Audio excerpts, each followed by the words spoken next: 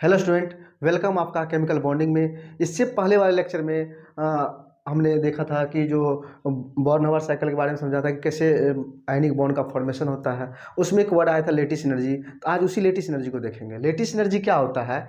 जो कोई भी आयनिक कंपाउंड, सॉलिड कंपाउंड बनने में जितनी एनर्जी रिलीज होती है, कोई कंस्टिट्यूएंट आयन से अगर कोई आयनिक कंपाउंड बन रहा है, उसमें कितनी एनर्जी रिलीज हो रही है, उसको बोलते हैं लेटिस एनर्जी। या तो कोई भी कंपाउंड को ब्रेक होकर कंस्टिट्यूएंट आयन में टूटने में जितनी एनर्जी रिक्वायर्ड होती है, उसी को बोलते हैं लेटिस एनर्जी। चलिए तो देखते हैं। लेटिस एनर्जी को एल से इंडिकेट करते हैं या डेल्टा एच लेटिस भी बोलते हैं। क्या बोला कि when 1 mole of ionic crystal या compound is formed by its constituent gaseous cation and anion by electrostatics force, then the amount of energy released is known as lattice energy। बोल रहा है कि जो अमाउंट ऑफ एनर्जी कितना release होती है, जैसे सपोज कर लो कोई Na है, गैसियस कंस्टिट्यूएंट है, कैटायन है, और कोई Cl है, एनायन है जो गैसियस कंस्टिट्यूएंट है, ठीक ना, आइसोलेटेड फॉर्म में। अगर ये NaCl सॉलिड बनाता है, क्या बनाता है ये? NaCl solid. बोल रहा है कि दो कंस्टिट्यूएंट आयन से कोई अगर क्रिस्टल कंपाउंड बन रहा है, आयनिक कंपाउंड बन रहा है, उसमें कितनी एनर्जी रिलीज हो रही है, कितनी एनर्जी रिलीज हो रही है, उसी को क्या बोलते हैं? उसी एनर्जी क्या बोलते हैं? Lattice energy. और यहाँ पे क्या होगा? लेटिस एनर्जी जो निगेटिव होगा, रिलीज होगा, डेट मीन्स कि माइनस डेल्टा एच। इसी प्रोसेस क्या बोलेंगे? अगर एनर्जी रिलीज हो रही है तो क्या बोलेंगे? Exothermic process. Exothermic process. तो वही लेटिस एनर्जी क्या है कि जो कंस्टिट्यूएंट आयन से, कंस्टिट्यूएंट क्या है? गैसियस आयन से कोई क्रिस्टल कंपाउंड बनता है, क्रिस्टल बन रहा है या आयनिक कंपाउंड बन रहा है, सॉलिड कंपाउंड बन रहा है, उसमें कितनी एनर्जी रिलीज हो रही है? क्योंकि बॉन्ड फॉर्मेशन क्या होता है? एनर्जी। एक्सोथर्मिक प्रोसेस, ये बॉन्ड फॉर्म हो रहा है, दो कंस्टिट्यूएंट आयन से बॉन्ड फॉर्मेशन हो रहा है, और ये एक्सोथर्मिक प्रोसेस होगा, और इसमें लेटिस एनर्जी इन्वॉल्व होगा और लेटिस एनर्जी रिलीज होगा, ठीक ना। नेक्स्ट क्या बोल रहा है कि जो लेटिस एनर्जी क्या होता है? Energy required to completely separate 1 mole of solid ionic compound into isolated gaseous ions में। जैसे कि सपोज कर लो, इसी एग्जांपल को देख लेते हैं। सपोज कर लो ये NaCl है, ये क्या? NaCl सॉलिड फॉर्म में है। इसको क्या करना है कि एनर्जी क्या करेगा? अब ये इसको ब्रेक करने की एनर्जी रिक्वायर्ड होगी। ब्रेक करने के लिए क्या होगा? एनर्जी। इसको सेपरेट करना है तो क्या होगा? एनर्जी रिक्वायर्ड होगी। और किसमें सेपरेट होगा? Na plus isolated form ions में, और Cl माइनस। इसमें जो एनर्जी रिक्वायर्ड हो रही, जो एनर्जी लग रही, इस बॉन्ड को ब्रेक करने में जो एनर्जी लग रही है, किससे? सॉलिड क्रिस्टल से। आयनिक कंपाउंड्स अगर कंस्टिट्यूएंट आयन में कन्वर्ट हो, जितनी एनर्जी रिक्वायर्ड हो रही है, उसी को बोलते हैं लेटिस एनर्जी। और यहाँ पर जो लेटिस एनर्जी इन्वॉल्व होगी, उसको क्या बोलेंगे? पॉजिटिव होगा लेटिस एनर्जी, क्योंकि रिक्वायर्ड हो रही है, और ये होगा एंडोथर्मिक प्रोसेस। क्या होगा? ये एंडोथर्मिक प्रोसेस। नेक्स्ट देखते हैं कि लेटिस एनर्जी किस किस फैक्टर पे डिपेंड करता है। Factors affecting lattice energy. Suppose कर लो कि एक चार्ज एटम यहाँ पे है, एक एटम यहाँ पे है और एक एटम यहाँ पे है। इसको बोल देते हैं ये Na+ वाला है, और इसको बोल देते हैं Cl-। डेट मीन्स ये पॉजिटिव आयन है और ये निगेटिव आयन है। तो ये क्या होगा? कैटायन, और ये होगा एनायन। इसके रेडियस को बोल देते हैं, यहाँ से यहाँ रेडियस क्या होगा? कैटायनिक रेडियस, और यहाँ से यहाँ रेडियस क्या होगा? Anionic radius. Ra दे देते हैं, एनायन एनायनिक रेडियस है। तो ओवरऑल जो रेडियस होगा टोटल, यहाँ से रेडियस क्या होगा? R, और R बराबर क्या लिखेंगे? Rc plus Ra। इसके बीच में क्या होगा? Lattice energy. तो लेटिस एनर्जी का फॉर्मूला क्या होता है? लेटिस एनर्जी बराबर होता है डायरेक्टली प्रोपोर्शनल चार्ज का क्या होता है? डायरेक्टली पर Q1 Q2 बाय R। ये क्या होता है? Lattice energy. तो सेपरेशन जितना डिक्रीज होगा, लेटिस एनर्जी उतना बढ़ेगा। और यहाँ पे क्या है? Q1 को मान लेते कैटायनिक चार्ज है, चार्ज ऑन कैटायन, क्या बोल देते हैं? Charge on cation. और Q2 को क्या बोल देते हैं? Charge on anion. और आर क्या है, डिस्टेंस बिटवीन एटम्स। ये क्या होगा, R C cationic radius plus और आर ए एनायनिक रेडियस। और ये प्रोपोर्शनल का साइन हटाएंगे तो कोई कांस्टेंट आएगा, तो यहाँ से क्या लिख सकते हैं, लेटिस एनर्जी बराबर के Q1, इसको कैटायनिक बोले तो प्लस, और Q2 इसको बोले हम माइनस, प्लस माइनस, और ये हो गया आर। अब क्या है, ये रेडियस जैसे जैसे बढ़ता है तो लेटिस एनर्जी घटेगा, रेडियस घटेगा तो लेटिस एनर्जी बढ़ेगा। अगर इसके बीच का इलेक्ट्रोस्टैटिक्स फोर्स की बात करें उसको भी लिख लेते हैं। एफ बराबर क्या होता है, के Q1 Q2 by R square. Electrostatics force of attraction क्या होता है, इसके बीच में क्या होगा, के Q1 Q2 by R square होगा। तो देखते हैं लेटिस एनर्जी किस किस फैक्टर पे डिपेंड करता है, राइट। तो लेटिस एनर्जी किस किस फैक्टर पे डिपेंड करता है, तो लेटिस एनर्जी डायरेक्टली प्रोपोर्शनल है charge of cation Q plus पे, और किस पे डिपेंड है, लेटिस एनर्जी डायरेक्टली प्रोपोर्शनल है चार्ज ऑफ एनायन जो नेगेटिव चार्ज पे, और किस पे है, lattice energy inversely proportional R. और ये आर के जगह हम ऐसा लिख दें, आर के जगह R C plus R A cationic radius और एनायनिक रेडियस, इसको लिख दें। तो क्या इससे निकल सकता है कि लेटिस एनर्जी इनवर्सली प्रोपोर्शनल है किसका, कैटायनिक रेडियस का, किसका है, कैटायनिक रेडियस का।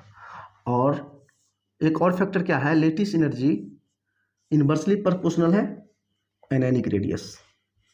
चलिए एक एक एग्जांपल करके देखते हैं। ये सारे पॉसिबिलिटी यहाँ पे फैक्टर है, इसी फैक्टर पे डिपेंड करेगा lattice energy. Charge of cation के देखते हैं, क्या लेते हैं एक एग्जांपल। इसका मतलब क्या है कि अगर साइज अगर घटेगा, किसका, साइज डिक्रीज होगा कैटायन का, तो लेटिस एनर्जी इंक्रीज होगा। इसे तो यही आ रहा है, कैटायनिक साइज के बारे में बोल रहे हैं, कैटायनिक साइज यही होगा ना। एग्जांपल ले लो, जैसे MgCl2 और ले लो AlCl3। तो यहाँ पर देखना है तो सबसे पहले चार्ज देखना है, उसके बाद साइज भी देख सकते हैं। साइज तो यहाँ पे डिपेंड कर रहा है, यहाँ पे चार्ज वाला है। चलो यहाँ पे पहले इसको हटाते वहाँ पे देखेंगे। तो देखो यहाँ पे MgCl2, इस पे कौन सा चार्ज, +2 चार्ज, पे -1, यहाँ पे +3 और यहाँ पे -1। तो चार्ज किस पे ज़्यादा हो रहा है, कैटायनिक पे, क्योंकि एनायन पे चार्ज तो सेम है। तो चार्ज जब एल्युमिनियम पे ज़्यादा, इसका मतलब क्या है, लेटिस एनर्जी इसका ज़्यादा होगा, किसका, AlCl3 का, और MgCl2 का लेटिस एनर्जी कम होगा। इसका देख लेते एक बार, एक एग्जांपल Al2O3 और AlN ले लेते हैं, AlN लेते हैं। देखते हैं इसमें देखो चार्ज क्या है, +3 है, इस पर +3 है। लेकिन यहाँ पे ऑक्सीजन की बात करें तो ऑक्सीजन पे -2 और नाइट्रोजन पे -3।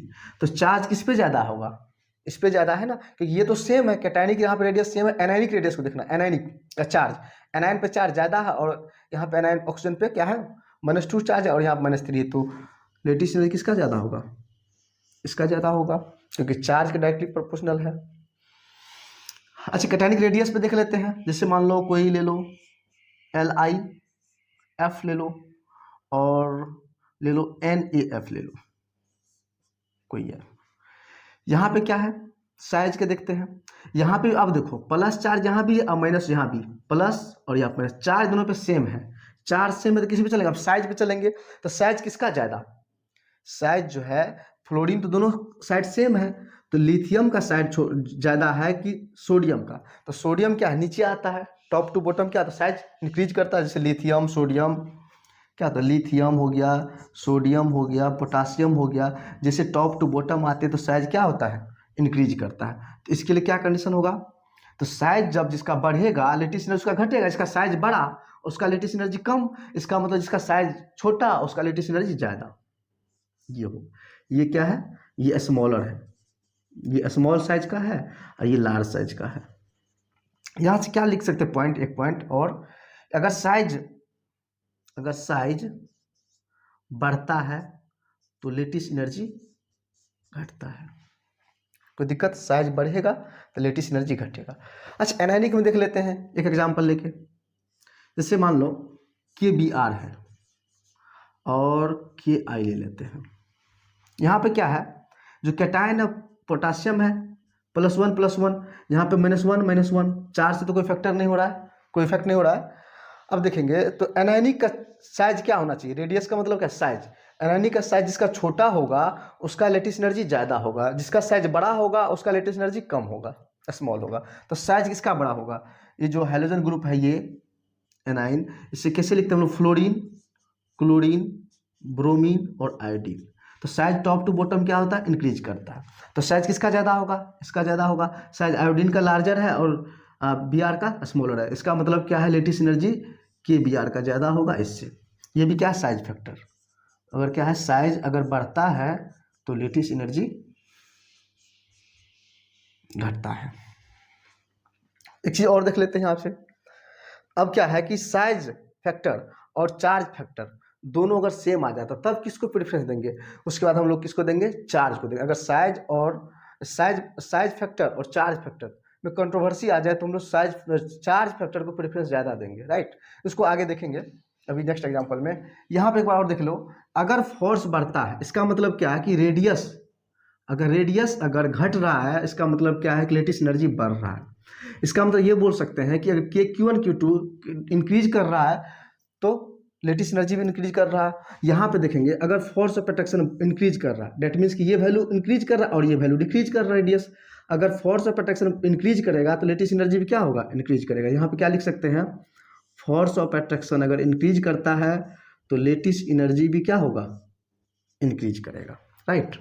चलो इस पॉइंट को आप लोग नोट कर लो। इसका एग्जांपल और कुछ देख लेते हैं, इसको तब नोट कर लो।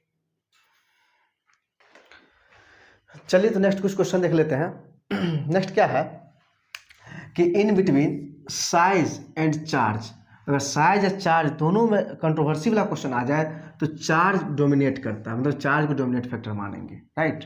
इसे क्या है कि फर्स्ट कंसीडर क्या करेंगे, पहले चार्ज फैक्टर को कंसीडर करेंगे। If charge concept is fail, अगर चार्ज कॉन्सेप्ट फेल हो जाता है देन अप्लाई साइज फैक्टर। जैसे कि क्या है कि लेटिस एनर्जी क्या होगा, डायरेक्टली प्रोपोर्शनल टू, सबसे पहले क्या है, चार्ज का डायरेक्टली प्रोपोर्शनल है और साइज का इन्वर्सली प्रोपोर्शनल होता है। तो पहला क्या होगा इसका, सेकेंड इसको मानेंगे। जैसे कभी जस्ट इससे पहले वाला वीडियो में बताए थे, जो क्या बताए थे इसमें कि जो चार्ज लेटिस एनर्जी क्या होता था, के Q1 Q2 अपॉन R, ये होता था। इसको कैटायन बोलते थे, इसको एनायनिक बोलते थे। और बोले थे लेटिस एनर्जी जो है directly proportional charge of cation, और क्या होता था lettuce energy directly proportional charge of anion, और क्या होता था लेटिस एनर्जी इन्वर्सली प्रोपोर्शनल होता था। और इसको लिख देते थे क्या, RC plus RA, cationic radius plus anionic radius. Lattice energy inversely proportional क्या था, कैटायनिक रेडियस, और लेटिस एनर्जी क्या था, inversely proportional anionic radius and anionic radius, यही कॉन्सेप्ट था। चलिए एग्जाम्पल कुछ कर लेते हैं। लिखा हुआ NaCl, MgCl2, AlCl3 और NaCl, MgCl2 और AlCl3। तो सबसे पहले चार्ज देखते हैं। इस पर क्या, +1, इस पर -1, इस पर +2, इस पर -1, +3 और -1। इसमें एनायन जो है सारा सेम टाइप का चार्ज वाला है लेकिन कैटायन क्या है, डिफरेंट चार्ज वाला है। चार्ज सबसे ज़्यादा किस पे, कैटायन पे। बताए the charge directly proportional lattice energy का, तो लेटिस एनर्जी कैसे निकलेगा इसका, सबसे ज़्यादा लेटिस एनर्जी किसका होगा, AlCl3 का, उसके बाद MgCl2 का, और NaCl का सबसे कम होगा। चलिए नेक्स्ट क्वेश्चन देख लेते हैं। ये जो एनायन है इस पे -1 चार्ज, क्लोरीन पे -1 चार्ज, इस पे +1 और इस पे +2। तो चार्ज किसका ज़्यादा है इसमें, कैटायन में। इसका आ रहा कि एनायन का चार्ज सेम है, तो जिसका चार्ज ज़्यादा लेटिस एनर्जी उसका ज़्यादा। इसमें देख लेते हैं, इसमें क्या है, इस पे -1 चार्ज और इस पे -1 चार्ज, और ये दोनों क्या है, सेम वाला है, +4 वाला कार्बन है और सिलिकॉन सेम ग्रुप वाला है। अब क्या है, दोनों पे चार्ज सेम है, एनायनिक चार्ज भी और कैटायनिक चार्ज का कभी क्या है, रेशियो सबका सेम आ रहा है। तो इसका मतलब यहाँ पे चार्ज फैक्टर क्या हो रहा है, फेल कर रहा है। अब चलेंगे साइज फैक्टर पे। साइज किसका ज़्यादा, यहाँ पे तो क्लोरीन और यहाँ भी क्लोरीन है, सेम यहाँ पे क्लोरीन है और यहाँ पे क्लोरीन, सेम साइज वाला है। अब यहाँ पे क्या है, कार्बन है और यहाँ पे क्या है, सिलिकॉन। और कार्बन और सिलिकॉन में साइज सबसे छोटा किसका होता है, उसी का लेटिस एनर्जी ज़्यादा होगा। तो कार्बन फैमिली में क्या होता है, कार्बन सिलिकॉन, तो कार्बन होता है ऊपर और सिलिकॉन होता है नीचे। इसका मतलब साइज इसका बड़ा है। सिलिकॉन का साइज ग्रेटर होगा ना, ये लार्ज साइज का है, ये स्मॉल साइज का है। तो स्मॉल साइज जिसका होगा उसका लेटिस एनर्जी ज़्यादा होगा। यहाँ से तो है किसका था, कैटायन का, इसका स्मॉल साइज उसका लेटिस एनर्जी ज़्यादा। नेक्स्ट क्वेश्चन देख लेते हैं, NaF MgF2 और AlF3, इस पे +1 चार्ज, इस पे -1, +2 -1 +3 और यहाँ पे -1। तो एनायनिक वाला तो चार्ज सेम है, लेकिन कैटायनिक वाला चार्ज क्या है, ज़्यादा, क्योंकि दोनों का फैक्टर काम कर रहा, चाहे तो या तो कैटायनिक चार्ज हो या तो एनायनिक चार्ज हो ज़्यादा। तो लेटिस एनर्जी किसका ज़्यादा होगा, सबसे ज़्यादा AlF3 का आएगा, इसके बाद इसका बाद आएगा, ये आएगा। नेक्स्ट क्वेश्चन चलो देखते हैं। नेक्स्ट क्वेश्चन है NaCl और ये MgO2। अब यहाँ पे देखते हैं, यहाँ पे +1 चार्ज है और यहाँ पे -1, और यहाँ पे +2 चार्ज, यहाँ पे -2। अब किस में देखेंगे, तो चार्ज तो इसमें भी +2 वाला है, कैटायनिक फैक्टर भी चल रहा है, यहाँ पे +2 चार्ज है, यहाँ पे +1 है, और यहाँ पे -1 है, यहाँ पे -2 चार्ज है। मतलब ओवरऑल तो चार्ज इस पर ज़्यादा आ रहा है। अगर एनायनिक वाइज भी देखें और कैटायनिक वाइज भी देखें तो लेटिस एनर्जी किसका ज़्यादा होगा, इसका होगा चार्ज फैक्टर।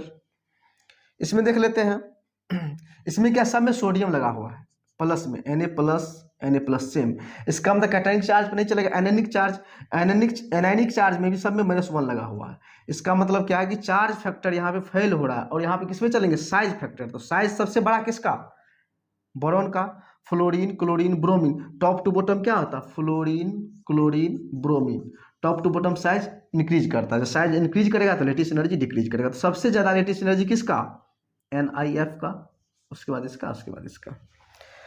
नेक्स्ट देखते हैं, MgF दिया हुआ है, इस पे +2 का चार्ज, इस पे -1 का, इस पे +2 का, इस पे -2 का चार्ज आएगा। तो कैटायनिक चार्ज तो सेम है, लेकिन एनायनिक चार्ज इस पे ज़्यादा है, किस पे ज़्यादा है, MgO पे। तो चार्ज ज़्यादा, लेटिस एनर्जी ज़्यादा। इसमें देख लेते हैं, इस पे तो +1 चार्ज है, इस पे +1 है, इस पे -2 चार्ज है, इस पे -3 चार्ज है, तो किसका ज़्यादा होगा, इसका ज़्यादा होगा। इसमें देख लेते हैं, +1 सब पे, लिथियम पे +1, यहाँ पे -1 -2 और यहाँ पे -3। तो चार्ज एनायन का सबसे ज़्यादा किसमें है, Li(N) में, ये आएगा इसका ऑर्डर। ये तो क्या कॉन्सेप्ट की बेसिस पे। चलिए कुछ देख लेते हैं, कुछ पॉइंट है जो कि याद करने वाला पॉइंट, अगर ये याद रहता है आपको तो आप डायरेक्ट भी लिख सकते हैं। चलिए देखते हैं कैसे। साइज ऑफ एनायन, एनायन के बारे में देखते हैं। ये क्या है, स्मॉल एनायन, जैसे कि H- हो गया, OH- हाइड्रोक्साइड हो गया, फ्लोराइड हो गया, F- हो गया, क्लोराइड हो गया, Cl- हो गया, ऑक्साइड में O- हो गया।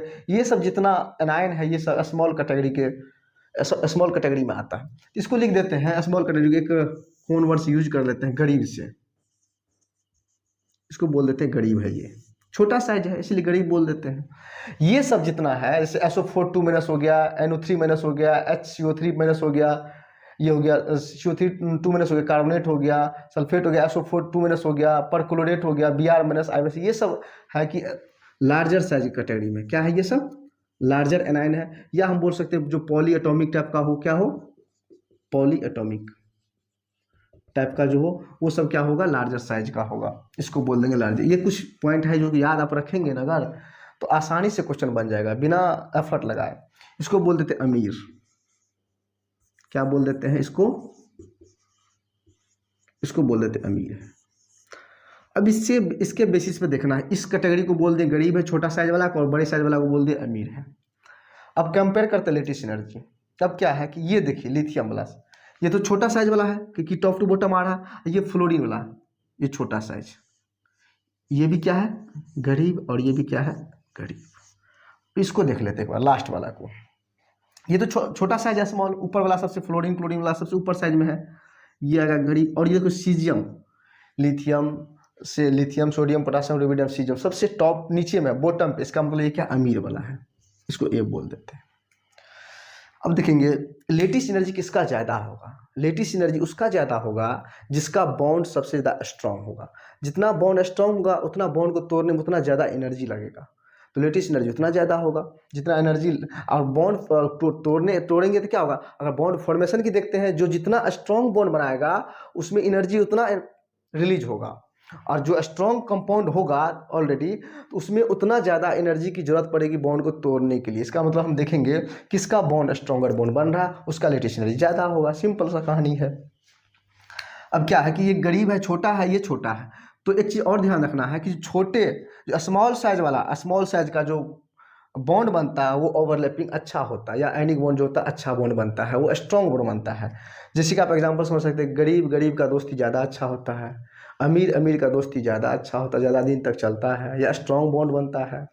अमीर का और गरीब का दोस्ती उतना अच्छा नहीं होता है, वो जल्दी टूट जाता है। देखते होंगे आप लोग कि गरीब अमीर का दोस्ती उतना दिन नहीं चलता, उतना ज़्यादा भी नहीं होता है। लेकिन अमीरों अमीर का दोस्ती सालों साल चलता है, गरीबों गरीब का दोस्ती बहुत अच्छा चलता है। इसका मतलब क्या है, जो छोटा साइज वाला एनायन है, छोटा साइज वाला कैटायन है, वो स्ट्रॉन्गर बॉन्ड बनाएगा, और जो बड़ा साइज वाला कैटायन है और बड़ा साइज वाला एनायन वो भी स्ट्रॉन्गर बॉन्ड बनाएगा। इसका मतलब गरीब अरीब मैचिंग नहीं कर रहा है, और गरीब गरीब तो मैचिंग करेगा ही, अमीर अमीर मैचिंग करेगा, गरीब और अमीर ज़्यादा लंबा दोस्ती नहीं चलने वाला। इसका मतलब इसके बीच का बॉन्ड उतना स्ट्रांग नहीं होगा। तो मतलब लेटिस एनर्जी सबसे कम किसका होगा, इसका होगा। सबसे कम लेटिस एनर्जी किसका, और सबसे ज़्यादा इसका, क्योंकि सिमिलर बॉन्ड वाला बन रहा है, सिमिलर टाइप के कंपाउंड के साथ एलिमेंट के साथ क्या बन रहा है, बॉन्ड बन रहा है। इसका मतलब स्ट्रॉन्गर बॉन्ड बनाएगा तो लेटिस एनर्जी सबसे ज़्यादा इसका, सबसे कम इसका। इसके अकॉर्डिंग क्या होगा, इंक्रीज करते चलेगा। इस तरह का लेटिस एनर्जी का ऑर्डर। अगर ये पॉइंट याद है तो आप आसानी से बना सकते हैं, ये सब का कोई झंझट ही नहीं रहेगा। आपको आराम से याद रखिए, थोड़ा सा पॉइंट कुछ कुछ पॉइंट को याद रखिए और क्वेश्चन बना लीजिए। नेक्स्ट एग्जांपल देखते हैं, जैसे कि ये बी लिखा हुआ है, बेरिलियम। बेरिलियम किस कैटेगरी में आता है, जैसे आता है आपका लिथियम सोडियम वाला, लिथियम सोडियम पोटासियम। उसी तरह बेरिलियम, बेरिलियम वाला आता है, मैग्नीशियम कैल्शियम। ऊपर से नीचे साइज बढ़ता है, इसका मतलब इसका साइज सबसे छोटा है, तो छोटा को इंडिकेट करते गरीब से। और देखिए यहाँ से SO4 किस कैटेगरी में आया है, SO4 यहाँ से लार्जर एनायन, कहाँ पर आया है, लार्जर। हमको सिर्फ एनायन देखना है, लार्जर एनायन, इसको क्या बोलेंगे हम लोग, अमीर बोल देते हैं। लास्ट को चेक करते हैं, साइज देखिए यहाँ से beryllium magnesium calcium strontium barium, इसका मतलब क्या है, इसका साइज बड़ा है, मतलब अमीर है। और ये तो ऑलरेडी क्या है, इसमें ऊपर देख लीजिए ये ऑलरेडी अमीर है। इसका मतलब ये है जो अमीर अमीर का दोस्ती ज़्यादा अच्छा रहेगा और ज़्यादा स्ट्रॉन्गर रहेगा, स्ट्रॉन्गर बॉन्ड बनाएगा। इसका मतलब ये ज़्यादा स्ट्रॉन्गर बॉन्ड बनाता है, स्ट्रॉन्गर कंपाउंड बनाता है, तो इसको ब्रेक करने के लिए ज़्यादा एनर्जी चाहिए। और कौन एनर्जी चाहिए, लेटिस एनर्जी चाहिए। या ये बॉन्ड फॉर्मेशन भी होता है तो ज़्यादा एनर्जी रिलीज होता है। कौन सा एनर्जी रिलीज होगा, लेटिस एनर्जी। तो इसका लेटिस एनर्जी क्या होगा, सबसे ज़्यादा होगा। क्या होगा, सबसे ज़्यादा होगा। और इसका लेटिस एनर्जी क्या होगा, यहाँ पर देखिए गरीब और अमीर सिमिलर है ही नहीं, एक छोटा और बड़ा। सपोज कीजिए ये बॉन्ड बन रहा है, एक बड़ा एक छोटू एक बड़ू, छटकू बड़कू का, देखो तो ये बॉन्ड जो है उतना ज़्यादा इफेक्टिव नहीं होगा जितना इफेक्टिव ये बॉन्ड होगा। बड़े बड़े का ओवरलैपिंग, बड़ा साइज का जितना ओवरलैपिंग इफेक्टिव ये होगा छोटे छोटे का, ठीक ना। अमीर गरीब का दोस्ती उतना अच्छा नहीं होता है। ये देख लो साइज सेम आ रहा है, साइज सेम आ रहा है, इसका मतलब ये स्ट्रॉन्गर बॉन्ड बनाएगा, यहाँ पे स्ट्रॉन्गर बॉन्ड बनाएगा और यहाँ पे वीकर बॉन्ड बनेगा। इसका मतलब लेटिस एनर्जी का क्या होगा, सबसे कम होगा। इसका लेटिस एनर्जी इस सबका ज़्यादा होगा। तो लेटिस एनर्जी किसका कम होगा, उसका ज़्यादा होगा, इसका सबसे कम होगा। इसके अकॉर्डिंग ही इंक्रीज करते चलेगा। ये तो क्या लेटिस एनर्जी का कॉन्सेप्ट। कुछ और भी इसमें, ये सब बहुत इंपॉर्टेंट है, इसको ध्यान रखना है। बहुत आगे हम लोग सॉल्वेशन एनर्जी पढ़ेंगे, हाइड्रेशन एनर्जी पढ़ेंगे, उसमें भी इसका काम आएगा। एक बार इसको नोट कीजिए, फिर कुछ एप्लीकेशन देखते हैं। चलिए तो नेक्स्ट कुछ आयनिक कंपाउंड का प्रॉपर्टी देख लेते हैं। नेक्स्ट प्रॉपर्टी क्या है, पहला property, properties of ionic compound. पहला प्रॉपर्टी है इन ग्रुप, ग्रुप में देखते हैं किसके लिए, कैटायन के लिए। अगर टॉप टू बॉटम आते हैं तो साइज क्या होता है, साइज इंक्रीज करता है। अगर साइज इंक्रीज करेगा डेट मीन्स क्या है, रेडियस इंक्रीज करेगा। अगर साइज या रेडियस इंक्रीज करता है तो आयनेशन एनर्जी क्या होगा, इसका डिक्रीज करेगा। आयनेशन एनर्जी क्या होगा, अच्छा आयनेशन एनर्जी क्या होता है, कोई भी एटम से इलेक्ट्रॉन को रिमूव करना। अगर ये इसका साइज छोटा है, इसमें से इलेक्ट्रॉन निकालना ज़्यादा डिफिकल्ट है, क्योंकि इसका जेड इफेक्टिव ज़्यादा है, नज़दीक है, इलेक्ट्रॉन क्लोज है, इससे इलेक्ट्रॉन निकालना उतना ज़्यादा आसान नहीं होगा, ज़्यादा डिफिकल्ट है। इसका मतलब इसमें एनर्जी जो देना पड़ेगा, ज़्यादा एनर्जी देना पड़ेगा। तो आयनेशन एनर्जी कितना लगेगा, इसका ज़्यादा हो जाएगा, ज़्यादा एनर्जी रिक्वायर्ड होगा। लेकिन इसका साइज क्या है कि बड़ा साइज है। इसका मतलब सेल, आउटर सेल जो है दूर है, न्यूक्लियस से क्या है, दूर है। आउटर सेल जो है न्यूक्लियस से क्या है, बहुत दूर है, तो यहाँ से इलेक्ट्रॉन रिमूव करना आसान होगा। इसका मतलब क्या है कि इस इलेक्ट्रॉन को रिमूव करने के लिए कम एनर्जी देना पड़ेगा। तो लेस क्या होगा, ऊपर से नीचे क्या हो रहा है, आयनेशन एनर्जी डिक्रीज कर रहा है। तो बोला कि tendency of ionic compound formation increase because ionic energy decrease. तो टॉप टू बॉटम अगर ग्रुप में आते हैं तो आयनिक बॉन्ड फॉर्मेशन का टेंडेंसी बढ़ता है क्योंकि आयनिक एनर्जी घटता है, राइट। तो नेक्स्ट देखते हैं कि आयनिक एनर्जी लोवेस्ट अगर रहेगा, अगर किसी भी एटम का आयनिक एनर्जी लोवेस्ट रहेगा तो वेरी इजीली फॉर्म करेगा आयनिक बॉन्ड को, क्या होगा, इजीली आयनिक बॉन्ड फॉर्मेशन करेगा। नेक्स्ट पॉइंट देखते हैं पीरियड में, अगर पीरियड में रहेगा, जैसे थर्ड पीरियड ले लेते हैं, सोडियम Na+ हो गया, Mg+2 हो गया, एल्यूमिनियम+2 हो गया। तो जब हम लेफ्ट टू राइट जाते हैं, तो लेफ्ट टू राइट जाएंगे तो क्या होगा, साइज क्या होगा, साइज डिक्रीज करेगा। तो साइज डिक्रीज करेगा, डेट मीन्स आयोनेशन एनर्जी क्या होगा, इसका इंक्रीज करेगा, आयोनेशन एनर्जी क्या होगा, इंक्रीज करेगा। तो एज वी लिखा हुआ कि as we go left to right, अगर लेफ्ट टू राइट जाते हैं तो ionic bond formation tendency decrease करता है। अगर लेफ्ट टू राइट ग्रुप में, अगर पीरियड में लेफ्ट टू राइट जाते हैं तो आयनिक बॉन्ड फॉर्मेशन टेंडेंसी क्या होता है, डिक्रीज करता है, क्योंकि सिंपल सी बात है कि लेफ्ट साइड क्या होता है, मेटल होता है, तो मेटल आयनिक बॉन्ड बनाता है। राइट साइड क्या होता है, नॉन मेटल होता है, इसका मतलब लेफ्ट टू राइट जाते मेटालिक कैरेक्टर डिक्रीज कर रहा है। जब मेटालिक कैरेक्टर डिक्रीज करेगा तो आयनिक कैरेक्टर भी डिक्रीज करेगा, इसका मतलब आयनिक बॉन्ड का फॉर्मेशन भी डिक्रीज करेगा, टेंडेंसी भी, राइट। चलो नेक्स्ट देखते हैं कि 4 एनायन, एनायन क्या होता है, नॉन मेटल होता है, greater the electron gain enthalpy, बोल रहा है कि जो नॉन मेटल का क्या होता है, greater electron gain enthalpy, greater will be tendency to form ionic bond. मतलब इलेक्ट्रॉन गेन इंथैल्पी क्या होता है, अगर कोई भी नॉन मेटल इलेक्ट्रॉन को गेन करता है, इलेक्ट्रॉन को मतलब एनायन का फॉर्मेशन करता है, तो जितना एनर्जी रिलीज होती है उसी को बोलते हैं इलेक्ट्रॉन गेन इंथैल्पी। तो बोला कोई भी नॉन मेटल का या एनायन का जितना ज़्यादा इलेक्ट्रॉन गेन इंथैल्पी होगा वो उतना टेंडेंसी रखेगा किसको, आयनिक बॉन्ड फॉर्मेशन करने का, मतलब उतना आसानी से आयनिक बॉन्ड का फॉर्मेशन करेगा। नेक्स्ट पॉइंट क्या बोल रहा है कि ionic compound do not show isomerism, बोला आयनिक कंपाउंड जो आइसोमेरिज्म शो नहीं करता है, क्योंकि ये तो आयनिक कंपाउंड है, क्योंकि कोवैलेंट कंपाउंड आइसोमेरिज्म शो करता है, इसका स्ट्रक्चर क्या होता है, अलग अलग होगा, जो इसका होता है कोवैलेंट बॉन्ड का, ये आइसोमेरिज्म क्या करता है, शो नहीं करता है ये आयनिक बॉन्ड या आयनिक कंपाउंड। नेक्स्ट पॉइंट क्या बोल रहा है कि जो आयनिक कंपाउंड जो है या ionic bond will be easily formed, क्या होता है, इजिली फॉर्म होता है, कब होता है, जब cation will be larger, cation क्या हो, बड़ा हो, साइज का हो, and anion will be small. मतलब क्या है कि जो कोई भी आयनिक बॉन्ड कब इजिली फॉर्म होता है, जब कैटायन का साइज बड़ा हो और एनायन का साइज छोटा हो, ऐसा हो, कैटायन का साइज छोटा हो, बड़ा हो, larger cation smaller anion, SCRLA याद रख, ये रहेगा तो याद कर सकते हैं। मतलब क्या है कि larger cation smaller anion, larger cation अगर स्मॉलर एनायन रहेगा तो आयनिक बॉन्ड ज़्यादा फॉर्म होगा या इजीली फॉर्म होगा, बोल सकते हैं। अच्छा, फिजिकल स्टेट क्या होता है आयनिक बॉन्ड का, सॉलिड होता है आयनिक बॉन्ड का, ये 3D नेटवर्क की तरह होता है, इसीलिए बताया था इसका कोई डायरेक्शन नॉन डायरेक्शनल होता है, कोई सेफ नहीं होता, क्योंकि 3D नेटवर्क टाइप का बनता है ये। मोर इलेक्ट्रोस्टैटिक्स फोर्स ऑफ अट्रैक्शन होता है, इसमें क्या होता है आयनिक बॉन्ड में, मोर इलेक्ट्रोस्टैटिक्स फोर्स पर अट्रैक्शन होता है और ये स्ट्रॉन्ग बॉन्ड का फॉर्मेशन करता है, राइट। नेक्स्ट देख लो, अगर ये स्ट्रॉन्ग बॉन्ड बनाता है, ये स्ट्रॉन्ग कंपाउंड है, सॉलिड फॉर्मेशन हो रहा है, क्योंकि कंपाउंड बन रहा है, सॉलिड क्रिस्टल बन रहा है, इसका मतलब क्या है कि इसका मेल्टिंग पॉइंट और बॉइलिंग पॉइंट भी ज़्यादा होगा, कि उसको मेल्ट करना उतना आसान नहीं होगा, उसको बॉयल करना उतना ज़्यादा आसान नहीं होगा, इसका मतलब मेल्टिंग पॉइंट बॉइलिंग पॉइंट क्या होगा, वेरी हाई होगा, राइट। नेक्स्ट देखो कंडक्टिविटी, कंडक्टिविटी क्या है कि ये सॉलिड स्टेट में अगर रहता है तो बैड कंडक्टर होता है इलेक्ट्रिसिटी का, अगर वो सॉलिड फॉर्मेशन में रहता है तो क्या होता है, बैड कंडक्टर होता है। लेकिन वही अगर मोल्टेन या एक्वस स्टेट में रहता है तो गुड कंडक्टर होता है, किसका, इलेक्ट्रिसिटी का। तो good conductor of electricity in molten and aqueous state, right.